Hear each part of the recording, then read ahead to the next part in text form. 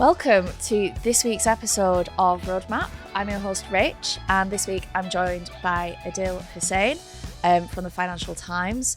And today we are going to be talking about a company that he set up called Productology.online. So by day, you're a product manager, but as well as that, you are the co-founder of Productology.online, which is a hands-on 6-week online bootcamp built for future product pioneers. And it's a platform all about learning by doing. And in today's episode, we're going to be diving into your journey to creating the company, what the platform does, and hopefully get some learnings around yourself being a co-founder of this company when it comes to things like industry and market trends. So welcome, Adil. Thank you so much. It's amazing to be here. Yeah. So just before we get started into the episode, it'd be really good if we could get a bit of an overview of who you are, what you do, how did you get into product management, more importantly? Yeah, of course. So I'm Adil. I'm product manager at the Financial Times. I've been in product for like 6 or 7 years now, working across public sector is where I started, in government, and now at the FT, looking after loyalty, engagement, retention, and kind of supporting our subscribers and their experiences that they have in terms of getting access to good quality journalism and news. So that's kind of where I'm at the moment. How did I get started? Interesting question. There's different stories to this, but I initially started working within software support at a software company, just day-to-day kind of speaking with customers and our users and understanding a lot of their pain points and just kind of helping them where I could with any technical issues they had. And that's where I found about and kind of worked with product teams, engineers, and the whole Scrum team setup. And that's where I was intrigued about product. And then it just kind of went from there. Just applied for a junior role in government. And yeah, that was it. Yeah, it was the Department of Education. Yeah. So doing a lot of good in the world. That's it. Brilliant.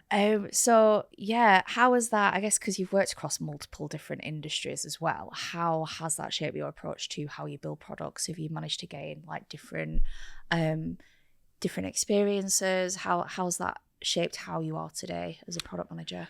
For sure. I think I always say this. I feel quite lucky to be a product manager who has started off within the public sector. Yeah. I think for the majority of PMs and product folks who go straight into commercial, into corporate companies, don't have that luxury of understanding the user and kind of starting with a lot of really solid product principles that we have in government. There's the GDS framework. There's a lot of focus around accessibility, which is super important as well because you're building government services. You have full collaborative teams, you have the luxury of having user researchers and designers and data analysts. So for me, it was a really good training ground where I picked up a lot of the skills that I now kind of use and build upon in my current role. And I think that the key one for me and the transferable skill I always take across with me from my early days is always the user-centered design aspect of things, because in government it's always drilled into you. We have to design for the user. There's no real monetary value for products because it's government, and it's just understanding about how do we ensure that the service or this product is usable by everybody regardless of their persona or their pain points or what kind of user they are. So bringing that empathy, I think, and understanding and always keeping user insights and needs at the forefront in any product, any business, any organization, it's always a plus. So I've always really appreciated that. Definitely. I feel like a lot of businesses talk about growth and revenue, and we've got to get conversion, but that is great, but it always starts at somebody wanting to use that product or that service, and it's what that value is that they get out of it. So even if it's not 100% user design, there's a lot of transferable skills that I'm sure you've got out of working in government services and transferring that into other jobs as well. Absolutely. That you've done. Yeah, definitely. I think even so in government, you do service assessments for your products, making sure that they are of a really good high bar, high quality before they go out. And there's many different things, and you can easily kind of look this up online. The frameworks are there, and a lot of companies that I've been to or I've seen others working at borrow in some form like these kind of frameworks, and these assessment kind of guidelines to help build really good, solid product experiences. Yeah, I think we used one actually. Oh, we nice. had we had a speaker come in a couple of years ago, and it was all about like service design. And it does make you think, because there's not set journeys as well. No. So that's another thing that I've certainly learned from working here. Like, there's no exact car buying journey. Yeah. It's whatever a consumer chooses to do, and it's all about jobs to be done. So I really got a lot out of that session. And Nice. the speaker, they said that they'd worked with government digital services in the past. So, amazing. Yeah. Nice. So it's interesting how it kind of spreads throughout the network and the industry, these sorts of things. Absolutely. I once saw a tweet a couple of years ago by Lenny. I don't know if you're familiar with Lenny. Yeah. And he just had a call out just to ask people, like, if there's any product frameworks that he should be familiar with. I think he was building something. Yeah. And I just, by chance, just messaged him and just said, have you heard of the GDS framework in gov.uk? It's super popular. It's, it's widely used. And he hadn't. He wouldn't have. But I got a year's free subscription out of it, which was nice. Oh, nice. Yeah. I'm going to message him. I have to think of something that's like interesting. That'd be great, that. Yeah. Cool. So today's episode is all about Productology.online. So before we kind of dive into what the specifics of the company are, and I guess some of the learnings that you've got from being a co-founder of this business, firstly, let's kind of just start from the beginning. What is Productology.online? How does it work? Of course. So Productology is essentially, at the moment, it's a bootcamp. It's not a course. We don't call it a course. It's founded by myself and Yasmin, a fellow product manager who also works here at Autotrader. And it is a 6-week hands-on immersive experience, is what I like to call it, to help bring on board people who are quite passionate about joining product. We're really focused on diversity, removing any kind of barriers to access. And it kind of comes from a place of, and I'm sure that we spoke about this the other day, about the amount of content that's out there. It's just crazy. Yeah. And a lot of the people that we get coming onto the bootcamp are not, they don't know where to start. I want to be a product manager, or I want to upskill. Where do we start? What do we do? So for us, kind of this brainchild and Productology is all about enabling an experience and kind of bottling up the product manager's kind of day-to-day and allowing these students to experience that throughout the bootcamp. So what that means is we're not just sitting there, we're not going through slides, we're not just telling you the theory. From day one, you're in the bootcamp, you're in your groups or you're individually, you're working on an exercise or problem statement. And then as we kind of go through and collaboratively work towards the end goal and through all of the product content, we want you as part of the students and as part of the course to be able to solve that problem, untangle it, build your solution, think of ideas, and really think like a product manager throughout. So it's not a passive kind of just sit and listen. It's more of a get involved, get stuck in. You're in a kind of like a lab session, hence the name Productology, where you can practice being a PM, and we'll kind of share with you the day-to-day, the realities, the fun stuff, the frameworks, but also making sure that you're applying it.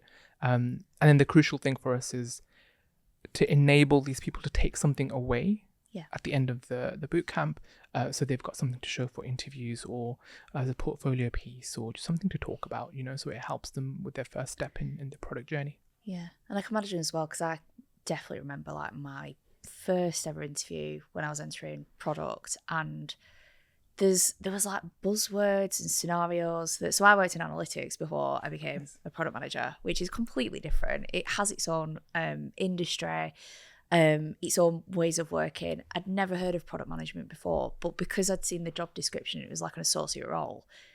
You do feel like you kind of connect to it and you feel like it's the right role. But when you get into the interview, a lot of the time, they're like, moving goalposts on a roadmap. And it's all of a sudden it's new kind of contexts and scenarios. And you do, like, if you've never experienced it before, I can imagine there's quite a big confidence thing that a lot of people experience.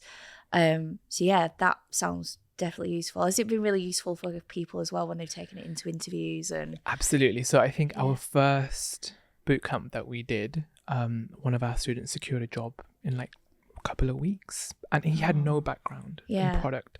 And I think that's a crucial thing. It's, yes, you can go in, you're passionate about product and you can read the books, you can read Inspired and a couple of articles, but if the interviewer really wants to go deeper into your experience, like what can you share with them? Yeah. And this is where we have a safe space for you to do that and build up that portfolio piece that we mentioned. But yeah, in terms of students, that we have all sorts. So we have like doctors, engineers, teachers, people like analysts. We've had a couple of all sorts, people who have had a career break and want to get back into tech and they like the sound of product. So it's been a really a mixed bag. It's been great. Lovely. And how did the idea come about as well? Like, what made you decide to build this like really I guess it's quite niche. I've never really heard of I've heard it for tech and coding boot camps, but for product. Yeah. What inspired you to want to create Productology.online? Yeah, it's a great question. So it goes back to so I'm quite actively involved with the community work, trying to support people from different backgrounds, bring more diversity into tech. And there's a community organization, community more so, called Muslim Makers. And myself and Yasmin did a course for them. We ran a course. It was one cohort and it was super popular. They were looking at, when they were planning kind of for their year, was we want diverse representation of all of the technical kind of industries, so engineering, data, product, and that's where we both sat down and did this. It was a conventional course. It wasn't like a boot camp or anything. It was slides and just kind of sharing product knowledge with others. But we did that one time and it was super popular. Like, we had so many DMs. I had loads of people applying for it. We had a very limited amount of space to do this. And I think that's where we spotted the opportunity that, look, this is something that is needed. People are, like you've just said, like, it's not common. Yeah. There's a lot of these kind of courses for engineering and even like design and other industries, but for product, it wasn't something back then, a couple of years ago, where it wasn't a big thing. And that's where we kind of got together, brainstormed, and came up with this whole kind of concept of the bootcamp and kind of took it from there. Brilliant. It's great to see more materials around learning product as well. I think a lot of the time, like I said, you find yourself in these sorts of jobs. And I guess like a few years ago when we started out in product, there wasn't anything there. It's crazy, right? And then you learn from each other as well, which is great. Like, you learn through the community, but sometimes you see engineers go through specific modules or skill sets and frameworks, and it's great that product is getting a similar kind of experience and like support as well. Yeah, like it's such a great point, because a few years when we started out, like there was, I remember it was quite a new job as well. Yeah, it was a new role. There weren't all these like influencers and all of this content being churned out, and it's great stuff, like all these case studies and things that Lenny does and Marty Kagan and all of these people. But now it's like there's so much out there. It can be a little bit overwhelming, I think, for anybody who's new to the industry. Yeah, definitely. And like, you're always kind of questioned as well, like, are you doing the right thing? It's a very self-reflecting job. Yeah. One that I've never experienced before, because you are making decisions or making sure that the right decisions are getting made every day, that you do need to take that time to yourself to look after your own personal development and the skills that you can cultivate out of that. Absolutely. I remember when I started in government, I was working with a product manager who, I was a junior PM, I was paired with a more senior product manager. And she would take out like blocks of time in her diary and just say, like in stand-ups or in meetings, that's my thinking time. Like, I need this time. And I just remember thinking, you can do that? Like, your diary's not just meetings all day. Like, you're allowed to do that. But exactly what you've just said, like, it's such a, you need your space to think. And it's that kind of a role where that's important. Yeah. I need to do more thinking time. Yeah. I always have it in my head where I'm like, don't call it focus time, because it'll be booked over. That is so true. I'm guilty of that, actually. I can't even make a comment about it, because I'm doing that with people's diaries and I need to stop. But yeah, I'm always thinking to myself, like a Friday afternoon, you're winding down to the weekend, you've got like the last hour of the day. And I have had like the idea in my head before of like, I'll read like from a pile of books, or I'll listen to a podcast episode about this. And it is just making the time for it. Like we should be looking after ourselves as much as we look after our products. Absolutely. 100%. So in terms of, I guess, like content and structuring these sorts of courses with the people that join the bootcamp, how do you decide what to include? What is your process for curating and keeping it relevant to the audience that is part of it? Yeah. So I think firstly what we do is when we sit down and put together like the template for the bootcamp, the bootcamp is to our sort of to the best capability that we can, is to create like a 360 of product. So all the way from discovery to releasing the product, like getting the students to think about everything in between. So we'll just sit down and think about, okay, what are the best discovery frameworks that we've come across? What's the best kind of pricing framework that is being used by really big cool companies out there, the Spotify's, the Airbnbs, the Googles, jobs to be done, like we spoke about. So these kind of core principles that I think every product manager knows about or uses, and trying to get the students familiar with those. So what we'll do is we'll adapt them to just make them a lot more simpler, easy to digest. It's one of the things that we've learned is, as product managers, or I think anybody who's experienced in their industry, when you're supporting others who are new or who want to come in, it's really easy to kind of just go, this is a jobs to be done framework, this is how we do it, this is how you, and it's like, well, what does that mean? Like, take a step back. So it was really important for us to kind of take those really core key frameworks that we know are industry best practices, simplify them, and make sure that people can understand what they mean and from the beginning, and then are able to kind of use them to their advantage. So that's really important. But also, it's not always the successful things that we take, it's always the learnings of things that haven't worked. So if there's a certain, I don't know, if we think like rice as a prioritization framework is not used, or Moscow, or whatever it is, it's not quite common, we might not go through that, or we'll share like, these are your options, but when you're in the real world, you may just get away with impact versus effort, for example, as a prioritization framework. So it's all about kind of giving the different perspectives, and not just the ideal, this framework worked for Google, but it doesn't mean if you're working for a really small accounting firm down the road who are building a product software, it may not work for them. So it's about applying best practices and also lessons learned in an easy to understand and digestible manner.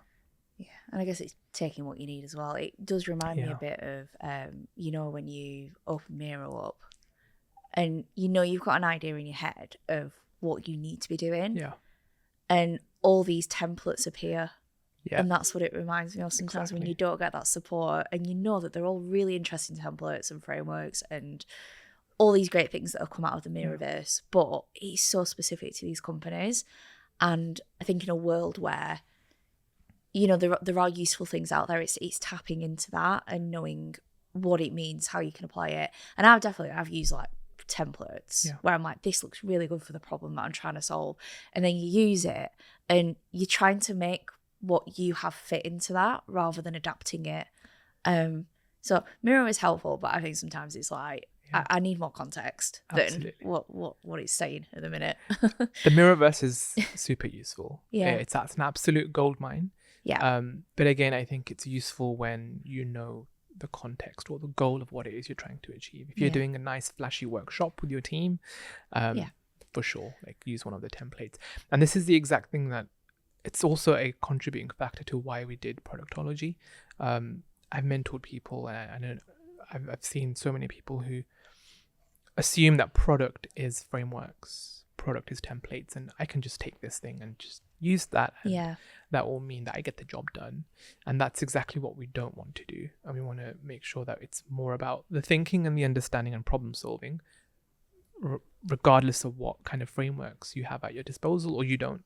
It's not a dependency. And how do you, so you've mentioned that there's various different people that join the course, and they are from different backgrounds. You've got doctors, you've got analysts, people wanting to break into tech, or come back into tech after taking career breaks. How do you make sure that is tailored to them and their understanding? Because I can imagine a doctor who's never been a product manager or somebody who might have dipped their toe into technology. How do you make that accessible for all? Like if you are in a cohort where everybody's just got different backgrounds, or do you decide on specific cohorts of people? We actually don't. So we've not done many. I make it sound like we've been doing this for years and years. But it's always really diverse. And we'll have so many viewpoints because, like I said, and you mentioned, we have people from all sorts of backgrounds. The other really popular one is founders and people who are thinking about a startup or are actually running a startup, and they want a better kind of product way of thinking to address how they build their products. So the way that we've tackled that is it's not a sit down, hey, this is product management 101. It's not that. We're not teaching you product as a by the book kind of course. We want you to come in with a problem solving mindset. So forget about everything else. Here's the problem. How are you solving it? So I think in the last bootcamp we had we set a few problem statements that we give fun stuff, like we had one about being able to book gym classes, or the lack of availability on an app which is not working. How would you solve that problem, and how would you? It's quite open, but it's something that anybody can kind of get on board with and understand and kind of get stuck in everyday stuff. And then through that, whilst they're thinking about the problem and how to solve it, it's where we will then weave in these, what does discovery mean? Why do we do a discovery process? Have you thought about speaking to people and interviewing users? Understanding what their pain points are when you're thinking about the solution and how you're going to solve the problem. And I think that's the way that we get through to a more diverse audience, rather than sitting down and saying, this is how you work with a user researcher, and this is what an interview guide is. It's more of you go in, do it. So there's a lot of kind of self-studying and self-work as well. And then when we come back together, we will show you a little bit of a formal kind of template, or we'll talk about our experiences. But the number one thing that we've always wanted to do is not have everybody go away and have like that one cookie cutter kind of understanding of product, because it's not how it is.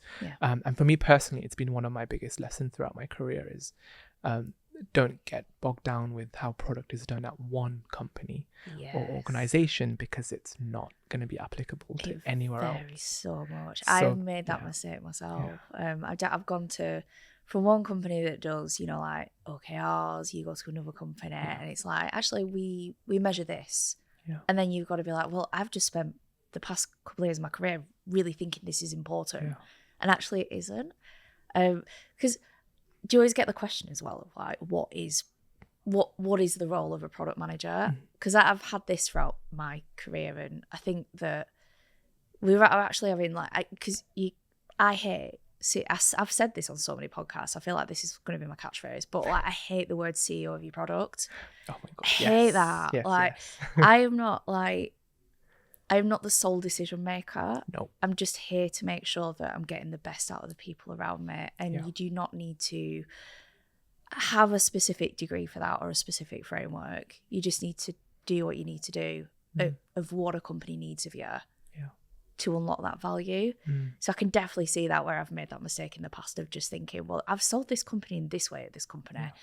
They're going to love this here. And they don't, because they're just like, well, we just want you to, align to our culture, but we really need you to do this. This is why we've hired you. So it's kind of accepting how to get out of that and not getting tied down to exactly that. Things and how do you be the best product manager that you can, but sort of outside of all of that noise. So now, for example, like when I scroll on LinkedIn, and I see really great product thinkers out there who are sharing their stories or have developed a framework or whatever it is, I now accept and acknowledge that, and it's kind of in the back of my head, okay, that's a really good tip, or it's a really good way to do things. But I also know that's not just the sole way on how product is done. That's one person's point of view or one person's opinion, and that works for them and their organization. So I think it's crucial to have a diverse kind of view of the product world. 100%. So is there anything that you learn yourself, because like you're a product manager by day, is there anything that you like are influenced by? Like you see these aha moments that you get out of people on the course. Is there anything that you're learning from people, learning from the course? Absolutely. I think the biggest learning for me is seeing people think about problems and product in different ways. So we always have like, our way of thinking as individuals, or, we do things in a certain way. You're either analytical or you're not, or you're creative, or, but just seeing different kind of viewpoints and how people unpick problems and how they, question frameworks or question, why do I need to do some user research, or what's the importance of pricing in this, makes you kind of question if that's, if that's the right way to think about things. Some students are very analytical and they go into a lot of detail. I had a student, fantastic guy, who just wanted to do like a whole study as the discovery and write a whole paper, which was like, if you want to do that, absolutely go ahead and do it. Go out there and interview like 50 people, and it's good for you. But yeah, and also the other thing is, when you're teaching or sharing knowledge, for me it's been a big learning curve in terms of communication. So day to day, like, we know we can pick up certain things, or we can just tick off, writing tickets, prioritization, whatever it is, but having to explain that to somebody and really go down to the detail of the why behind what we're doing and why it is, it was something that I had to sit down and kind of think about, because these people have not had, they don't write tickets on a daily basis, or they don't fight with engineers, or prioritize, or say no to stakeholders. So it's kind of, how do I make that as a concept digestible and let them kind of understand it at their own pace? That they can feel comfortable about as well, because like there are certain scenarios, like you just mentioned it, like having conversations with engineers or like even stakeholders. It feels like it's part and parcel of the role, but unless you've experienced it, or you, like, I guess, like if you've not experienced it yourself, that can be quite a daunting experience. So there's definitely a line there between what are frameworks, but also how you apply it to real life scenarios as well. Absolutely. So how are you balancing as well, running this and also having a full-time job? Like I can't even do one job. Like I think the good thing with where we're at with Productology at the moment is we've set the bootcamp. So we only have one at the moment, which is that 360 of product, like the intro to product. And we just sat down for a couple of weeks and chipped away at the content. The good thing about Productology for me and Yaz is we don't have a script. If depending on the day or whatever it is, it's a very much of an open dialogue, because it's a lot of it's based on Miro. And we'll have like the workshops with the students live, and they'll go into breakouts and do their exercises and come back. So it's very much an open space to talk and discuss. So me and Yaz will just kind of share experiences or go off and tell a story or an anecdote or whatever it is. But that content has been prepped once, and then we'll kind of reuse it. So that was done. But I mean, it's just because it's a passion. It's just about making time. You're doing what you love as well. Which definitely makes the job a lot easier, I'm sure. Absolutely. And when you see people doing really well, or I think just feeling grateful that they've understood product, or seen that kind of aha moment where it's clicked in their mind, it's something that's really it's amazing to see, and it motivates you. Lovely. So I guess, like, because we mentioned earlier in the episode that a few years ago when we were starting out in product, I feel like it's certainly a lot different than it is today. It's evolved a lot and very quickly, because technology is evolving very quickly as well. Companies are growing really fast and learning how to adapt. So in light of, the ever-changing product manager role, and I guess what's required of us as product managers, how are you adapting your teaching to reflect that as well? And how do you keep on top of like industry trends? So like a really good example is the buzzword of AI, AI. and how we're going to use this in our everyday roles, because it is something that we're going to have to adapt to.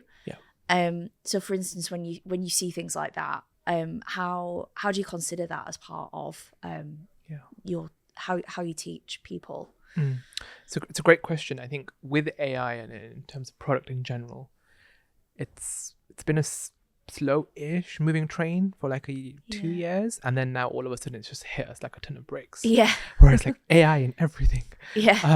So we're still yet to think about that. I think by the time this probably goes out, we'll have like modules and content. We're thinking we have a couple of really cool ideas that we want to kind of put into practice. But I think, again, because it's our main target is people who are junior PMs starting off in their careers, those are our demographic. We want to really make sure that people understand why we need to be familiar with AI as product managers. So we're not going to dive into building machine learning models or going into the really technical like data, part of things and all of that and engineering. It's more about how do you make use of generative AI. How do you understand what kind of models to use and when? For me, the biggest learning for me is, and that what I've taken away is, as product managers, understanding how you can incorporate your product thinking and AI, whatever that technology is, even if it looks scary, into your day-to-day, into your building your product, and how do you bring those two worlds together? So there's quite a few things that we want to try out. It's some cool ideas. There's a new like prototyping tools that you have now, like Lovable and Bolt. And is it vibe coding? Vibe coding. I heard that the other week and I'm like, what is that? That is the most Gen Z thing I've ever heard, but I'm for it. It sounds interesting. It's not a vibe after like Is it not prompts. A vibe? Oh. And you want to bang your head against all that. I'm just kidding. It's good. It's interesting, but also a little bit scary. It is a bit. It depends who you ask as well about vibe coding. Because if you ask a developer, they probably don't agree. Quite rightly. But there's a use case, right? And there's something that we want to kind of explore in the course is like if you so at when the moment to use it. Exactly. So at the moment if you're using like Figma or you're doing sketches and you're waiting for a designer, like maybe you can just plug all of that into like Cursor or Bolt or Lovable and just experiment with it. As well, it's just like it's making things a bit more visual than like the amount of times we've probably gone to a designer and we're like, I've got this idea in my head and this is where I think we could take this. It's just having a visual and immersing yourself in that. Or even with stakeholders, if you're building a business case for an idea or a concept. Or if you're at a startup as well, where you might not have access all the time to that resource. Absolutely. Makes all the difference. And then in terms of general content, I think apart from AI, I don't see too much changing in the product world.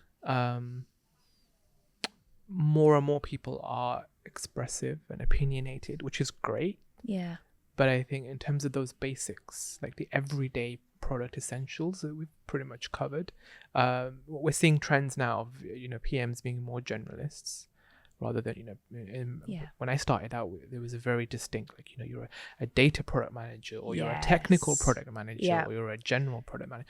Now it's like you need to be able to do a lot of that. You need to do like all of it as well, because even if you're not specifically working in, so like I work in a very consumer facing product role, but I need to understand the technicalities of what's in the back end to make a decision. So I think we can't shy away from that as product people. We have to be full stack in how we work as well. Absolutely. Cool. So I guess what are the plans for the future? How are you are you thinking about how you can evolve this? Where do you think this could get to?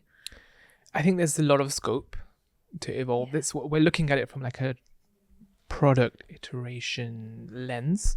So we now have the bootcamp, which will always be kind of the like the core of what Productology stands for, and being able to provide that access to people who want to learn about product, but also being a little bit more specialized. So having those AI modules or kind of imparting some of that knowledge. We spoke about this a few days ago, also diversifying angles and kind of perspectives of product. So it's not just me and Yasmin talking about product from two different companies. It's somebody maybe from a startup or somebody from a big tech company. You know, having guest speakers or guest lecturers on the bootcamp, mentors.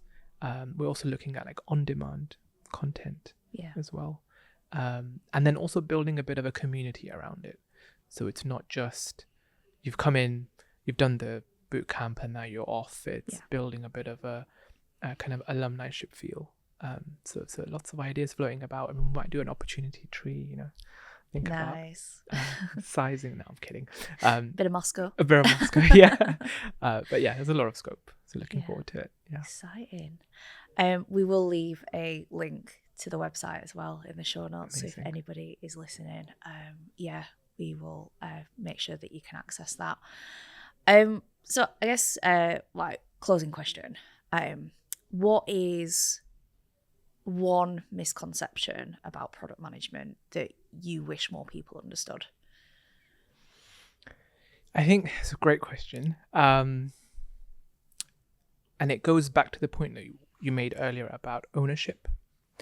I think a lot of people think that all the decisions lie on the shoulders of the product manager, or the product manager is the one who is responsible for a lot of what happens. I think for me, it's important to understand and impart on others that product is a role where you kind of bring a lot of that together, a lot of that thinking. Like, yes, you're setting the vision, you know, you're setting the direction, but also you're not the sole responsible person for that product. So it's kind of enabling your team, removing blockers, bringing together communication and different conversations for everybody in your team to work towards that one goal that you've set. It's not like a sole responsible thing for you. So I think that's an important one. And also, I don't agree with the CEO of the product. I hate that saying. I feel like it's a red flag as well, because like you hear like not as much anymore, but certainly years and years ago, you would hear it in like a job description. Mm-hmm. I'd be like, you are solely responsible for this. You are empowered to be the CEO of your product. So it's like, it's absolutely not true. Absolutely. Like, yes, you're making decisions. And it's scary as well. Like, you do not want to, I don't know any product manager that wants to do all that by themselves. Yeah. Like, they need that community around them. Yeah. So, yeah. Exactly that. I think product is a very soft-skilled, community-driven profession. Yeah. And if you want to excel and you want to do good, you need the right people around you. And you need to be able to work with people and speak to people and collaborate with people in a way that provides good outcomes for yourself, for your team, and for ultimately the product as well. Yeah. Lovely. Amazing. Well, thank you very much for joining us this week. Thank you. Don't forget to like, rate, follow and subscribe wherever you get your podcasts, and we'll see you next week for another edition of Roadmap.